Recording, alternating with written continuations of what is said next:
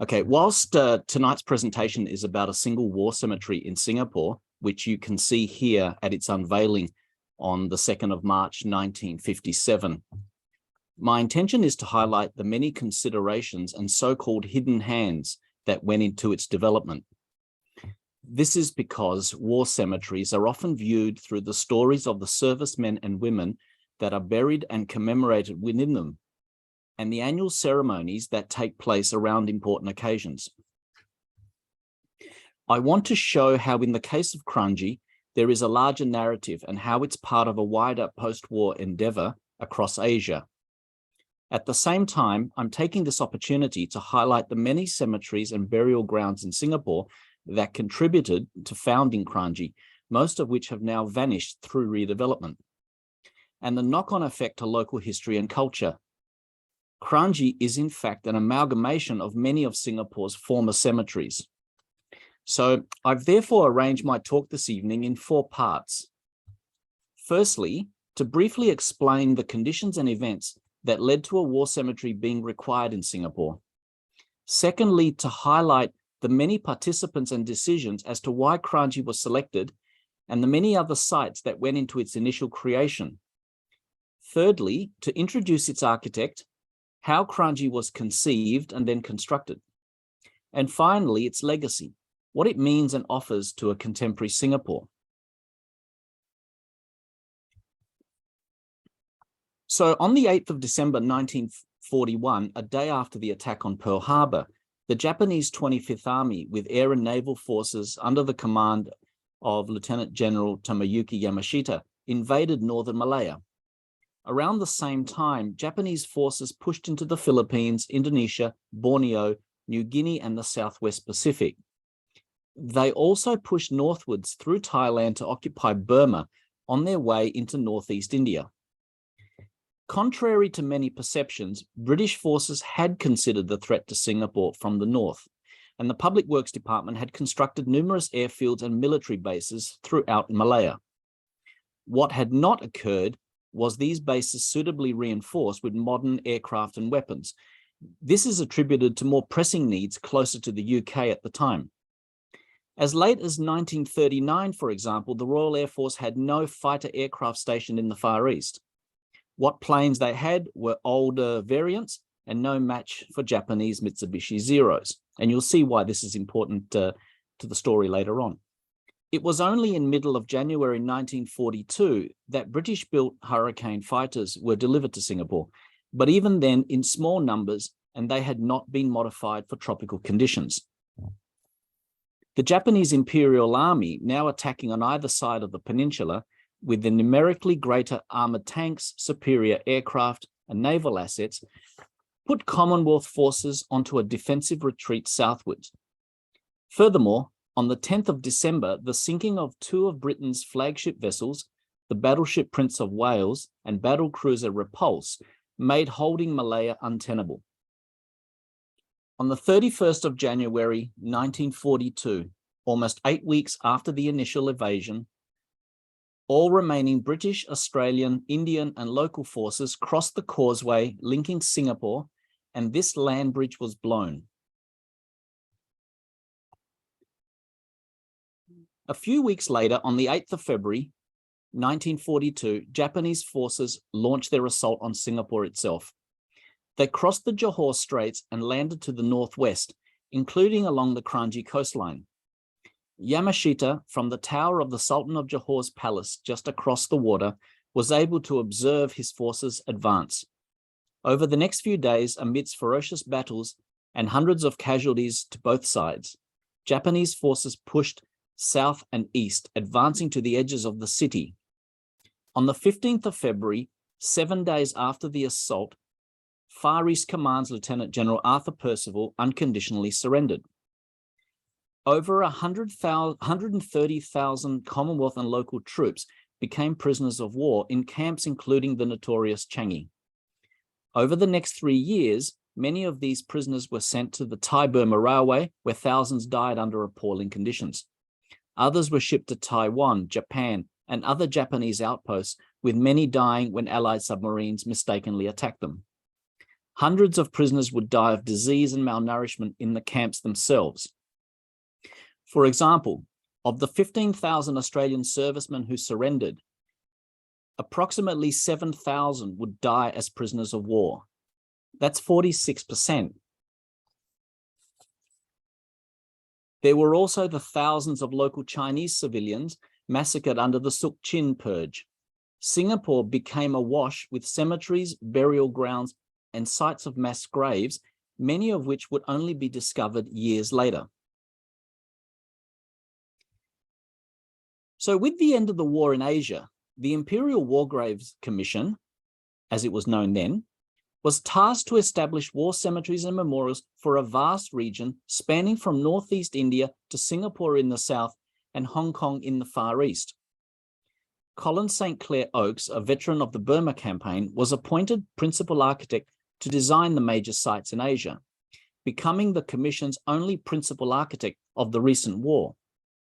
These sites, as you can see on this diagram, on this map, and now almost 80 years since the fall of Singapore, provide us a physical reminder of Imperial Japan's military advances during the war. They also remind us of each location's dark history and provide a lasting testimony to the events of that period. So each of the war cemeteries seen here, designed by Oakes himself, reflect the traumatic history of their location. For example, in the case of Kohima and Imphal, they were scenes of significant battles. Or in the case of Than Bua Zayet and Kanchanaburi, which are at either ends of the Thai-Burma Railway, they reflect the horrific treatment of prisoners of war and civilians alike. The Battle of Singapore was always going to require a dedicated war cemetery. But why was there a need for a significant memorial? Atop a small hill overlooking the Straits of Johor and Malaysia to the north, the Singapore Memorial has often been described as resembling an aircraft. This was no aberration. Unlike the First World War, the Second had seen an unprecedented expansion of the air forces of the Commonwealth, along with an unprecedented number of air casualties, many of whom could not be recovered. And like naval memorials erected in the past, honouring those with no known grave, the War Graves Commission determined there should also be dedicated memorials honouring the fallen airmen and women. The final decision was that 4 Air Force memorials would be erected spanning the entire theatre of the Second World War. Runnymede, just outside Greater London, was chosen for those air operations originating from the United Kingdom, North and Western Europe. Designed by Sir Edward Morph, its 2-story shrine evokes a similarity to control towers guiding aircrew home. The Malta Memorial in Valletta, designed by Sir Hubert Worthington, was for the campaign around the Mediterranean. It is a tall, slender column topped with a bronze eagle on a ball, symbolic of flight and courage. Alamein Memorial in Egypt was dedicated for Southeastern Europe, North Africa, and the Middle East. Also designed by Worthington, its 3 grand arches within a vast entrance wall are suggestive of airfield bunkers and hangars. The 4th memorial was to be erected in Singapore to represent the air campaign for all of Asia, with only where in Singapore to be confirmed. On January the 6th, 1946, the Commission's Inspector for India and Burma, Colonel Harry Obard, Deputy Director of Works Major Andrew McFarlane, and a recently demobilised Major Colin St. Clair Oakes arrived in Singapore. By this stage, they were 2 months into a 26,000-mile journey across Asia, visiting most of the military cemeteries and burial grounds in India, Burma, Thailand, Malaya, and Ceylon. Their instructions were to firstly decide upon the permanent sites for war cemeteries, and secondly, Oakes, as the Commission's advisory architect at this stage, would sketch up preliminary proposals which were issued to the Army War Graves units to guide their burial layouts. This was to avoid having to exhume and reinter remains once again to suit final design schemes. In Singapore, they met two important figures: Colonel Eric Foster Hall of the British Army's Directorate Graves Registration and Inquiries Unit, and Lieutenant Colonel Athol Brown of the Australian War Graves Services. Foster Hall had just come from the Thai-Burma Railway, where he had been overseeing the British Army's recovery efforts along the entire length. After Oak's recent visit there, they had begun the consolidation of remains into the three major burial grounds at Than Bue Zayet, Kanchanaburi, and Chiang Kai. Brown, on the other hand, had been dispatched from Australia the previous day on account of the Australian government's sensitivity regarding their prisoners of war.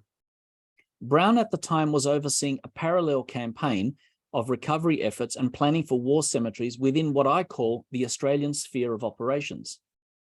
Places such as Borneo, Sulawesi, Ambon, New Guinea, and the Southwest Pacific. And after a joint UK-Australian war graves meeting held soon after they all arrived in downtown Singapore, Brown would take responsibility on behalf of Australia for Commonwealth war graves in Japan.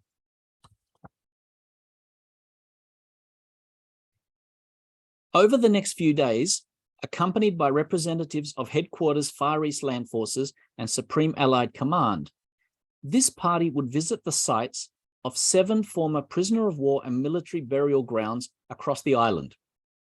These were located at Bona Vista, Melaik, Nee Soon, Wing Lung, Changi, Point 348, and Kranji. Each of these sites were quite unique. With their own traumatic history and post-war.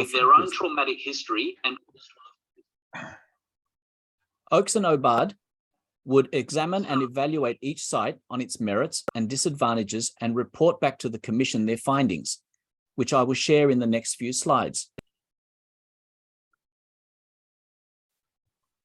Bona Vista, otherwise known at the time as Dover Road Military Cemetery, later to be known as Pasipanjang.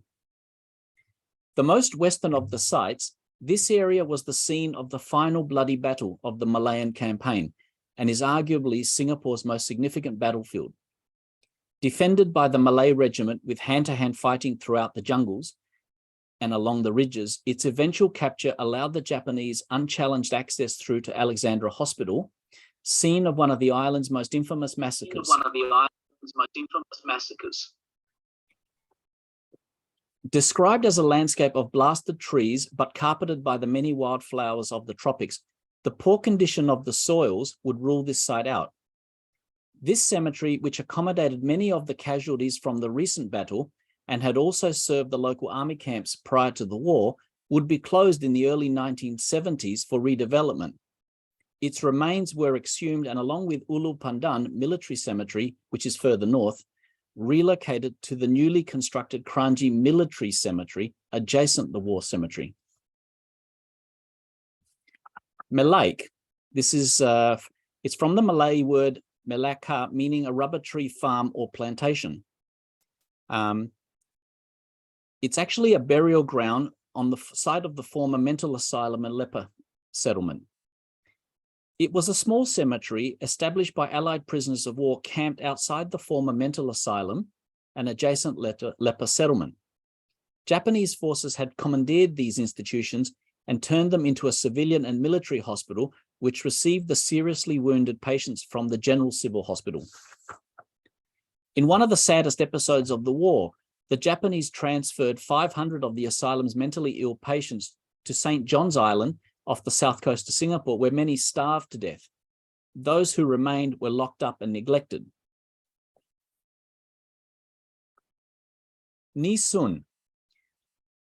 On the outskirts of Kampong Pengkalan Petai, a small waterfront village encircled by petai, which is a particular a bitter bean plant, pineapple and rubber plantations, the Nee Soon cemetery was the most difficult to research and in fact identify, given that to this day it is in a restricted area with access prohibited.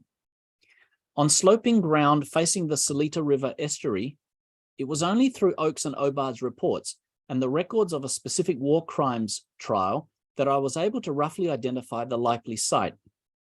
It had served those who died in the nearby Nisun and Dieppe barracks, which became prisoner of war camps.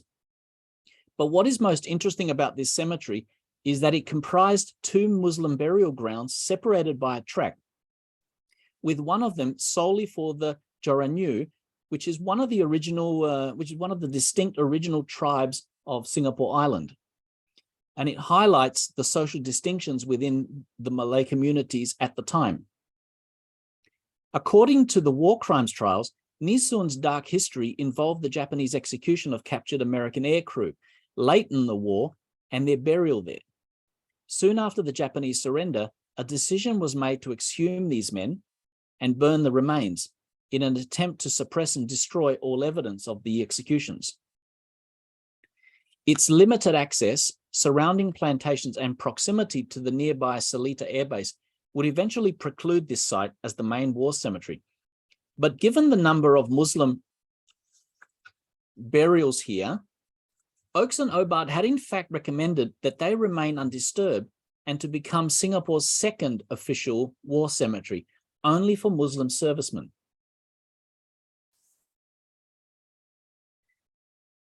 Wing Lung, otherwise known as Changi British Prisoner of War Cemetery. At the eastern end of Singapore, off Wing Lung Road and past existing Chinese, Muslim, and Indian burial grounds serving the local settlements. This cemetery, with what Oakes described as having commanding views over the Straits of Singapore, was laid out on the flat grounds of a former Boy Scout camp, the Purdy Camp. It was the second of the Changi Prisoner of War cemeteries, with its layout designed by Major Edward Harper of the Royal Engineers, himself a prisoner of war at Changi. By the end of the war, it accommodated the remains of 581 British and Dutch prisoners of war and civilians who died whilst at Changi. The cemetery also had a lich gate at its entrance. It was designed by former architect Captain Cecil Pickersgill and built by men from the 18th Division. This lich gate became a very symbolic reminder of Changi, and after the war was relocated outside St. George's Church in Tangland Barracks, before being relocated to the National Memorial Arboretum outside Birmingham in the UK. A replica was provided to St. George's, which stands there today. But there was also a second replica, designed by local architecture students immediately after the war and erected outside the Kranji War Cemetery for a period. Pickersgill himself would not survive the war after returning from the Thai Burma Railway. His name is inscribed on the Singapore Memorial.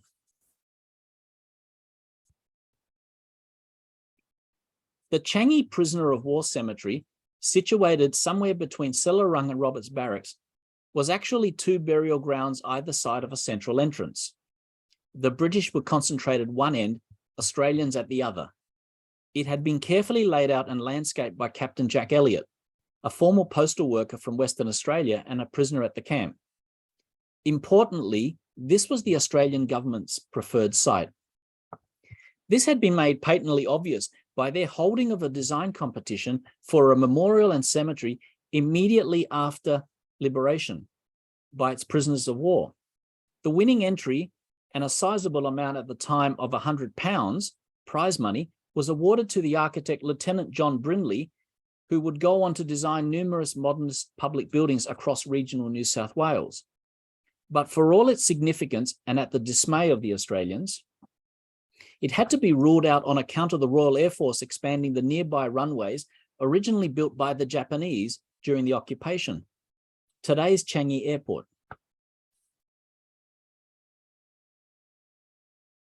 Of all the sites this is point 348.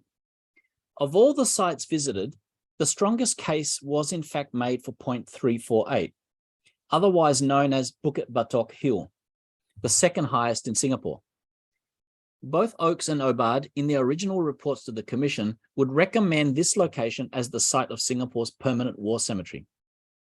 This hill overlooked the former Ford Motor Factory, site of the Allies' surrender to the Japanese, and today repurposed as an important museum. Oakes had in fact envisaged a series of burial terraces around the base rising upwards with the memorial at the summit, similar somewhat to his ideas for both Kohima and Hong Kong. His sketch proposal issued for this site has never been found.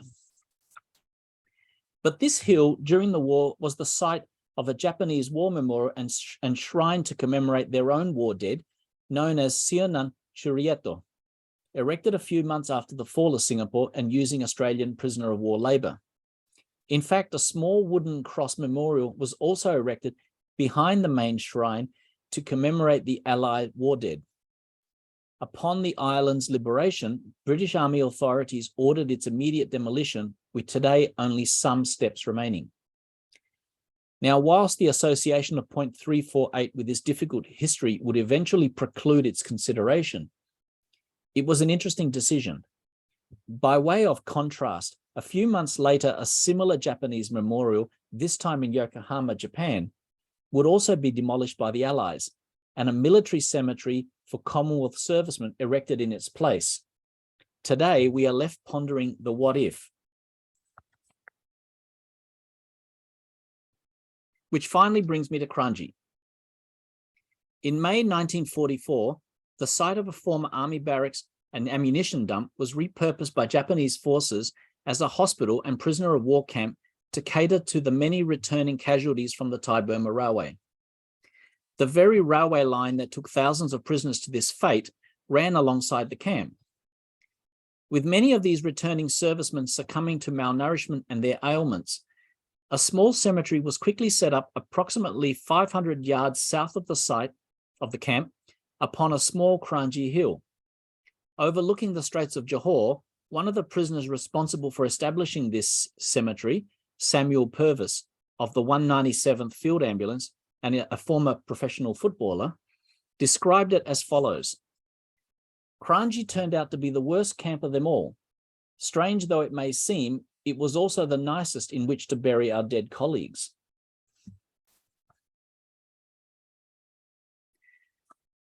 So after ruling out all the other locations through reasons such as poor soil conditions, expanding runways, complicated land tenure, and political sensitivities, it would be Kranji, north of Singapore, that would be selected for the permanent war cemetery. The War Grave Services would begin to consolidate all remains located throughout Singapore into a preliminary layout issued by Oakes, pending, of course, his final design. But unknown at the time, its design would take a back seat for 8 years, while sites in India, then Burma, and Thailand took priority.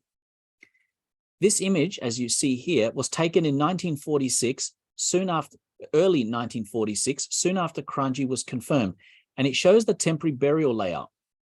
To the left are the temporary camps for the number 61 Graves concentration unit and a small Japanese prisoner of war camp that provided the labor for rebuilding damaged buildings and roads and infrastructure in Singapore and the cemetery itself.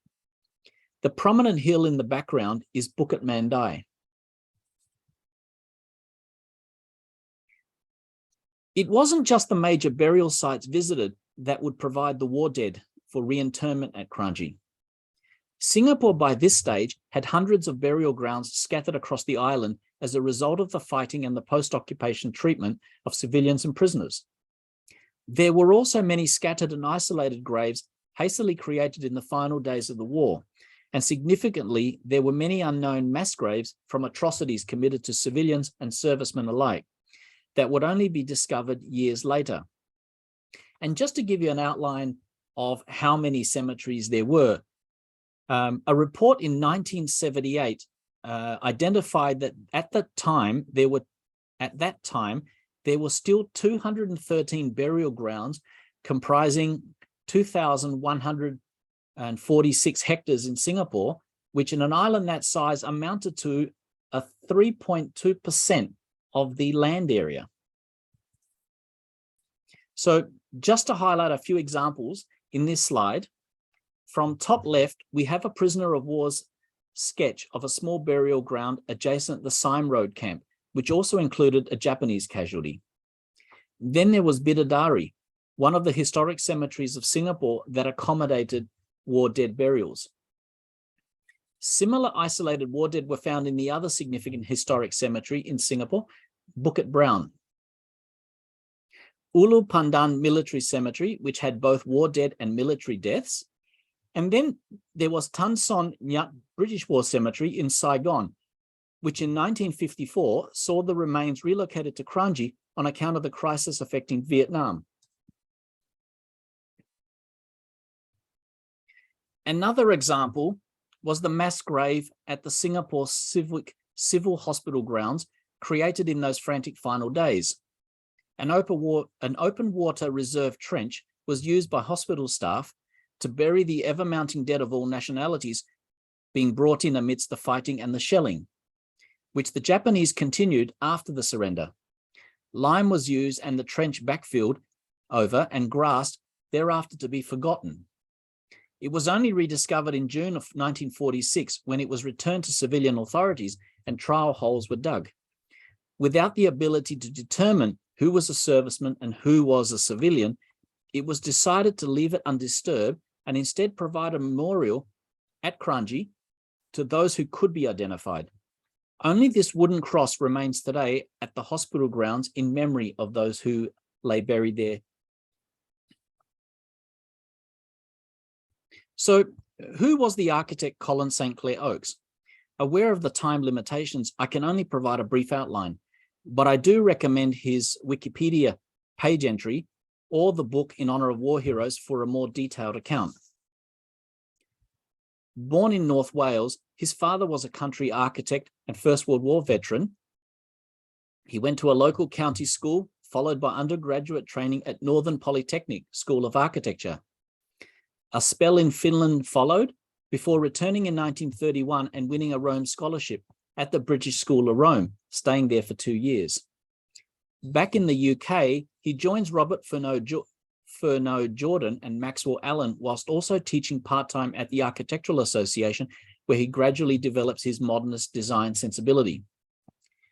In 1936, he takes up an appointment as second architect to the government of Bengal, where he remains until the rumblings of war see him return and enlist. As a long-time member of the Territorial Army, a keen horseman, and his experience in Bengal, it would see him return to Asia, but this time as a captain of the Royal Artillery attached to the 72nd Indian Infantry Brigade, 36th Division, under Field Marshal William Slim. Oakes would take part in the Burma campaign. And in the Second Battle of Arakan at Enkiaduk, also known as the Battle of the Admin Box and the Maya Tunnels in March of 1944, Oakes would distinguish himself, earning an MBE in the field and being promoted to major.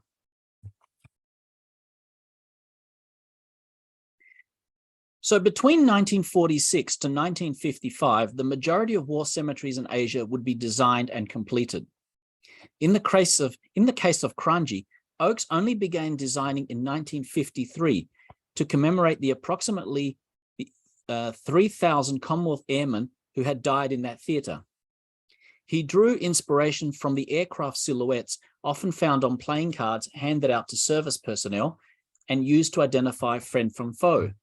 Indeed, the monument's profile bears a striking resemblance to the wings of the British-built Hawker Hurricane, the fighter plane that ironically arrived too late to an embattled Singapore. Alongside the Spitfire, this aircraft was crucial during the Battle of Britain, but why use the lesser-known Hurricane silhouette?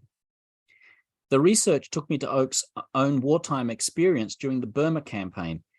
As he recalled to his son years later, it was during these battles, crouched low to the ground and taking cover, that watching the Hurricanes flying overhead in support was the most reassuring presence. The design then evolved. The prolonged delays to the Commission's work across the world had seen the need for further consolidation of cemetery sites and memorials across Asia. The Singapore Memorial was expanded to accommodate thousands of army servicemen who had fallen during the campaigns in Malaya and Indonesia and had no known graves. This also included the thousands of prisoners of war who had perished on Japanese ships on their way to captivity elsewhere. There are also over 12,000 Indian servicemen accounted for on these stone tablets.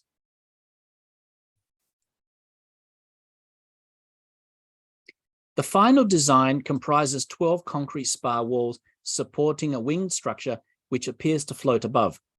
These walls embedded with white Portland stone slabs and lined by a fine Shanghai plaster, are inscribed with 24,319 Commonwealth service personnel who gave their lives and have no known grave.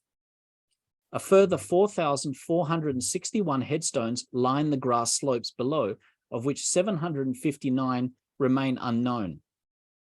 At its center, a tail fin-like pylon rises almost 80 feet, crowned by a glass lantern. And in an iconic reference to airmen, Oakes incorporated a light fitting within this lantern to mark the tower's height and position for inbound air traffic using the nearby Royal Air Force Base at Tenga. And on a personal note, I hope that one day some authority in Singapore organize an evening event at Kranji and that the lantern is once again illuminated. And yet this is only part of the story. For all significant structures such as Kranji, it is never a single person, but several in various capacities that each in their own way contribute to it being conceived and completed. Throughout my research, quite a few children and descendants of those many contributors came forward and offered me their stories, from the prisoners of war who dug the first graves on Kranji Hill to the officers deciding that site in Singapore. They were all able to better inform our understanding. Crucial to this group was Kranji's builder, Ho Bok Ki. Researching Ho Bok Ki provided me with insights into the local Chinese contribution to the project, which is often ignored in official histories. Ho Bok Ki's story begins prior to the war in 1929, when he arrived in Singapore as a qualified carpenter. His hometown of Hui'an in the mountains of Fujian province was the stone cutting and carving center of China, reputed for their headstones and temple sculptures that are exported throughout the Chinese diaspora in Southeast Asia. Surviving the Japanese occupation by keeping a low profile, Ho Bok Ki would after the war be involved in repairing and rebuilding many of the former army camps and bases before expanding into larger public institutions. Whilst Kranji was his most prominent project, he also was responsible for building the much-loved former National Library at Stamford Road, the Niang Kong Si School at Balestier Road, the Singapore Broadcasting Centre at Caldecott Hill, and the Mount Vernon Crematorium, amongst others. In this advertorial, which you see on the left, which Ho Bok Ki placed in the local Nanyang Xiangpao Chinese newspaper on the day of the unveiling, he proudly highlights the use of Shanghai render, which I mentioned earlier. And for those who don't know, Shanghai plaster is a kind of granolithic cement render that emerged from Hong Kong in the mid-1920s and became one of the most popular choices for modern buildings in Asia. It also tied closely to the construction culture and movement of the Cantonese craftsmen throughout the overseas Chinese networks. Oakes used this finish also on the Sia Wan Memorial in Hong Kong. And on a side note, Singapore's original war memorial, the Cenotaph at the Esplanade, designed after the one at Whitehall by Swan and McLaren, was also built by a Hui'an migrant, So Ma Eng. There were many others, too many to fully recount in this talk, that all played a small part in the development of Kranji. The director of the Botanic Gardens, Professor Eric Holtham, who was interned in Singapore, advised on improving Kranji's soil quality and recommended suitable plantings for the tropics. And former governor and another fellow prisoner of war, Sir Franklin Gimson, who persuaded both the Commission and the Colonial Office to accommodate within Kranji the remains of 67 Chinese members of the Commonwealth whose military status could not be verified at the time. So as I researched Kranji, I came to understand that the war grave cemetery sites, which rarely feature in architectural scholarship, have materially rich, multi-layered histories that we need to be aware of. The Singapore Memorial needs to be recognized as an exemplar of post-war modernism in Asia. At the same time, its prominent position within Singapore and amidst a wider array of similar commemorative sites in Asia, extending into the Asia-Pacific region, allows a new narrative through architecture of reading the effects of the conflict that raged that long ago. But Kranji also offers Singapore another view of its history. Through the development of Kranji, we can see some of the many other cemeteries and burial grounds that grace the island or with their individual heritage, most of which have now been converted to housing estates. Together with the many hidden hands that went into Kranji's creation, this rich history can be uncovered through the stories of these sites and the roles architects played in creating such sites of memory. Architects who worked for the Commonwealth War Graves Commission certainly understood this sacrifice, and their work through the ages suitably reflected the seriousness and timelessness of their designing. The war cemeteries throughout Asia, exemplified by Kranji War Cemetery and Memorial, confirm this. Thank you.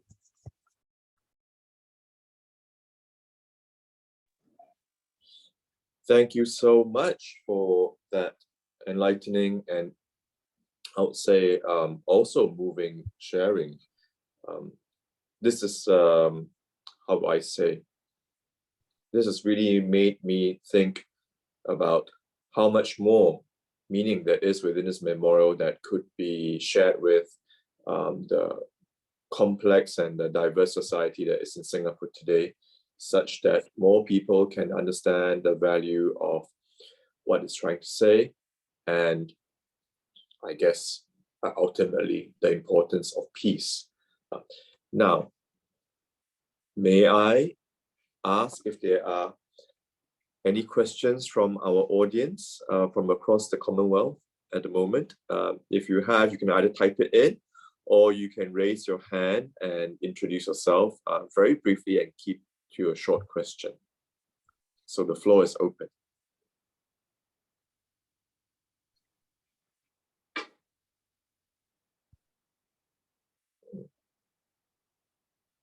Well, okay, everyone's quiet and shy at the moment. Maybe I will ask the first question. It's a bit of a, maybe it's a practical issue. What made you think about looking into the newspaper archives of the other languages to try to broaden your research? Where did that idea come from? Well, actually the idea came because I found the contractor's name in the War Grave Commission archives and identified the builder, and I felt that it's important because it's something that often gets missed in the recollection of architectural history, the people who actually built it, the hands, the hidden hands, so to speak, and the builder is the significant one in that. So I wanted to find out more about Ho Bok Ki, but I couldn't find anything through the local archive search until I realized, fortuitously, that if I could identify his name through Chinese character, I could then search through the Chinese language newspapers, which took me to some of the clan associations, including the Huiyan Association, where I was able to identify his name and what it meant, and then went and searched at the National Library, which opened up a whole new way of looking at how you understand this site, because the Nanyang Xiangbao newspaper actually had a full-page spread, which I didn't show here this evening, but they were one of the few newspapers to actually give it such extensive coverage, which often gets missed because there's always that saying, oh, the local Chinese have not really taken to this site, but they did. They covered it. They showed their own people laying wreaths because it was traumatic for all of them at the same time. And the memorial for the Chinese civilians had not come up at that stage. There wasn't one at that stage.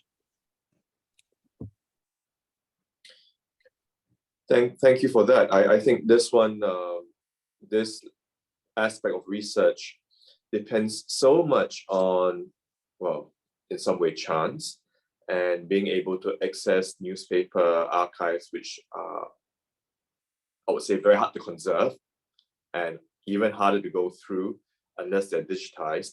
So perhaps I would say that your timing was quite right in the sense that we had been able to invest in the digitization of our Chinese papers in the past decade.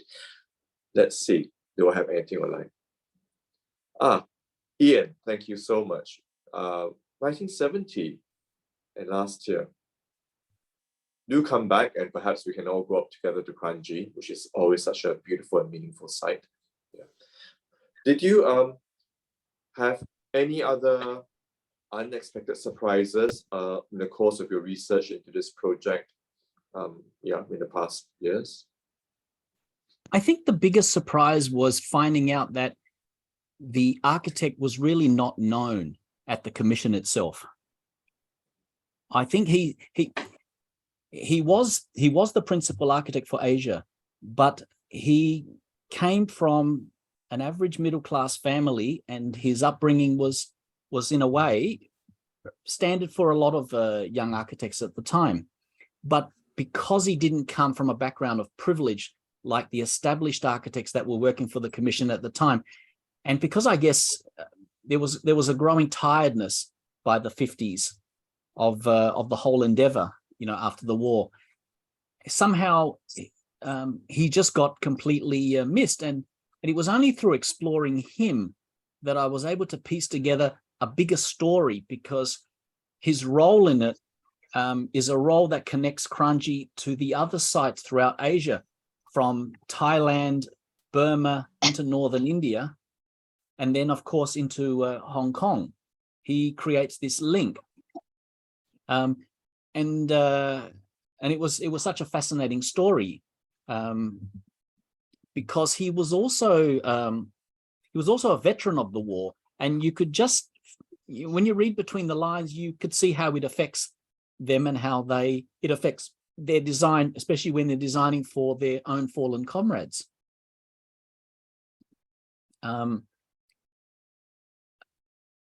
I think the other thing that really surprised me was how many connections this one particular site has to so many different elements of Singapore's history, through the other burial sites, through the incidents that shaped it during those war years and thereafter, and what it offers. And I think watching, I was there.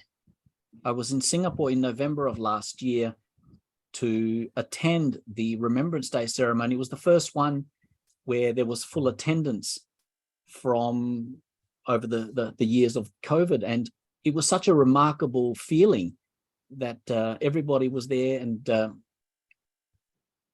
it offered something special. It was really quite a special place.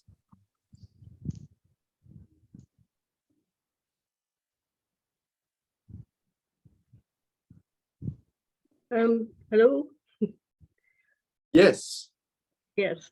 I live in Singapore, and I'm Irish, so I follow a lot of the Irish situation. It's just something I'd like to mention. In the photograph that you see now on the left-hand side, there's kind of a semicircle. And in that section, through my research with the Irish, there is some from the First World War, as in the Indian Mutiny. One of them is actually an Irish guy. That's why I found out that section. And they were originally buried in Bidadari. And so they ended up being disinterred and reburied there. So as well as that, I noticed there that there were at least 3 Germans from First World War who had been POWs. Was there any, apart from the Japanese cemetery, war cemetery that was here, was there any record at all of other like Germans or non-combatants or who were buried in Singapore that you know of? Who would have been like internees or POWs? There were a lot. The most commonly found places were in Ulu Pandan and the Pasir Panjang cemetery, Pasir Panjang, which was the former Dover Road.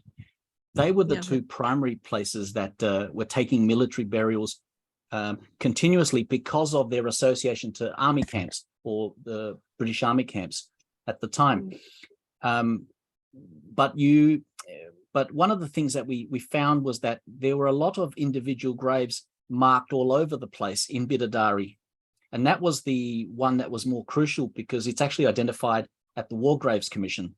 They had an eye. They were constantly visiting every couple of years and checking on the graves in Bidadari. So, but which we all lament today, because all of these sites are disappearing. It's true. I remember when I first came in the 1990s, we would see a very overgrown cemetery area, and there would be a notice, a very dilapidated notice saying emergency war cemetery. A lot of those have been exhumed. Though I take it that's amongst the group that you showed earlier on, along with Bukit Brown and some of the other Big Denaria, so other cemeteries. Is there a record of those, do you know? No, I don't think there is a definitive record. There were others that were discovered, for example, when the 8th Division, I think it was the 8th Division, the Australian 8th Division hospital was moving across the island following the line of the battle. They would set up their own little burial places as they went. And there was one that was identified near Marine Parade at the back of I think it was called St. Patrick's School. It was on the grounds of the former St. Patrick's School, not where the main campus is, but just before it.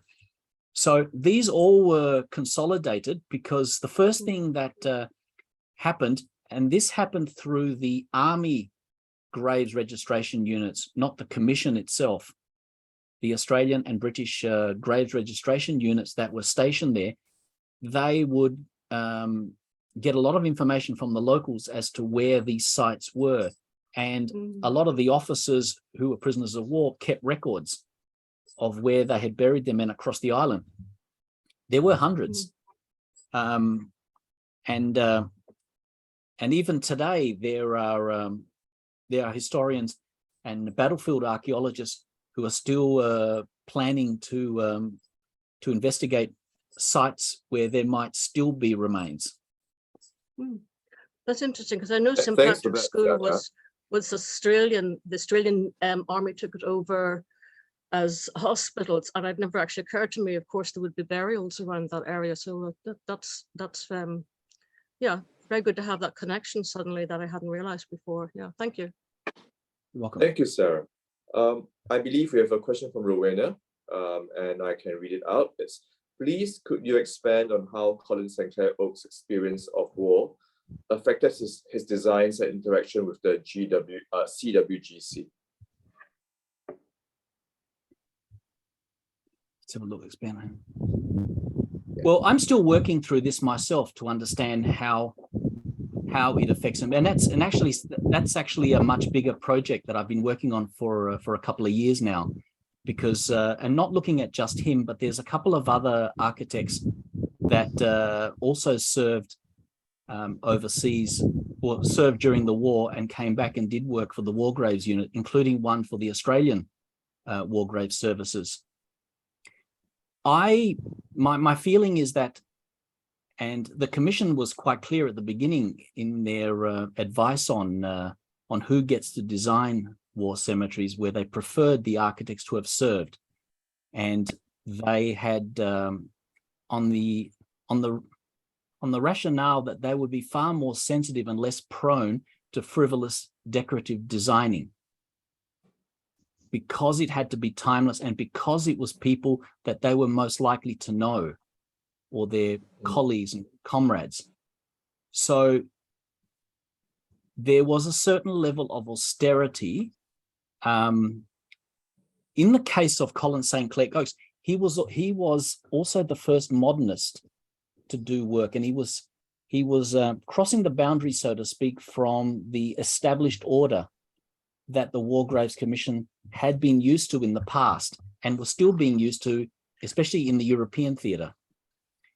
So all his sites from Kohima through to Thailand, including Saiwan in Hong Kong, there is a level of modernism to that. He was able to take his experiences, which were really developed in the 1930s as a practicing architect, and carry them through sensitively, but without adornment.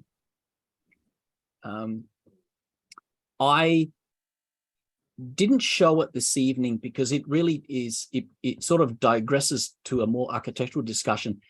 His earlier schemes that he had done for Kohima, and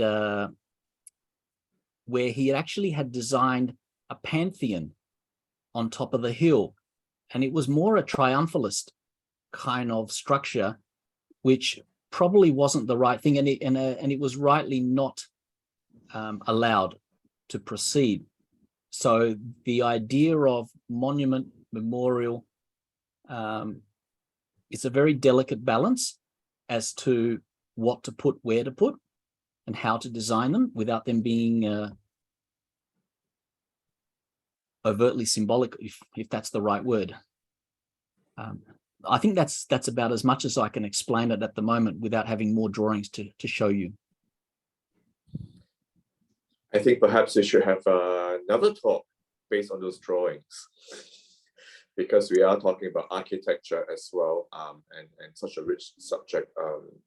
Perhaps we should explore it further. If I may, I'll just add to the British listeners this evening.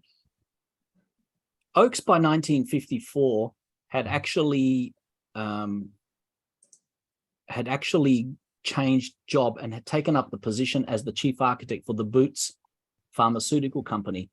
And I think you will all know, you're all aware of Boots Pharmaceuticals. And he was responsible over the next 15, 16 years for designing and getting built hundreds of their high street stores across the UK that had been destroyed during the bombings. And I think they portray a very different type of modernism, which was pretty much the standard at the time, which is a good reflection of how his work evolved from Wargrave's work to mainstream commercial architecture work. And I think today, some of them, or a lot of them, are starting to be redeveloped or redesigned into more contemporary versions. So if you do come across one that still has its original design, you'll know exactly what it is. Thanks for that one. We'll be keeping our eyes peeled for the next Boots pharmacy that we are looking at in the UK. I'm looking up at the chat group, the chat box, and Sarah actually had this other question, which was about, are there any other cemeteries where there's such a device, design device of an aircraft, or perhaps any other particular representation of one of the services?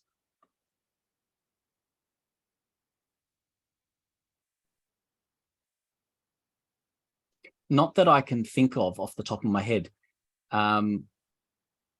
Each cemetery is different, and each one is designed to reflect both its location, its topography, its landscape, the design template that the commission gives the architects that they tend to follow to some extent. But each one also is quite evocative. There are quite a few, in particular from what I understand, on the Western Front, which are designed to represent the type of casualty that created so many of the people of the deaths that happened in the burial grounds. For example, there's a cemetery that resembles a crater of a shell that exploded. In the case of Kohima, Oakes had actually gone there in 1945, soon after the end of the war, and had retained the old tennis court that was on top of the hill where the Battle of Kohima occurred, which was the tennis court of the Deputy British Commissioner to Kohima. And he integrates the tennis court within the design of the cemetery and places the shrine, the cross of sacrifice, on top of the tennis court to reflect the nature of what was there prior, which I think in one of my pictures earlier, which showed it, you could catch a glimpse of that. Thanks for sharing that. We are coming up to the hour, so may I ask if there are any additional questions or comments for our speaker this evening? This is your chance.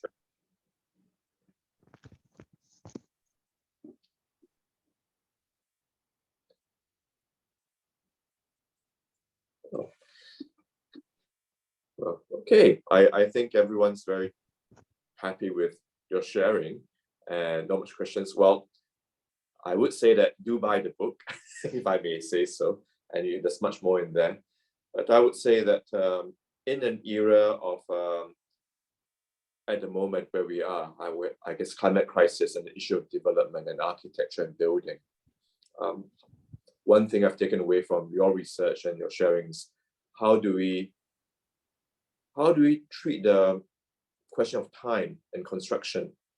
How do you design in a way that is timeless and therefore a way for every generation to connect with a building, a site?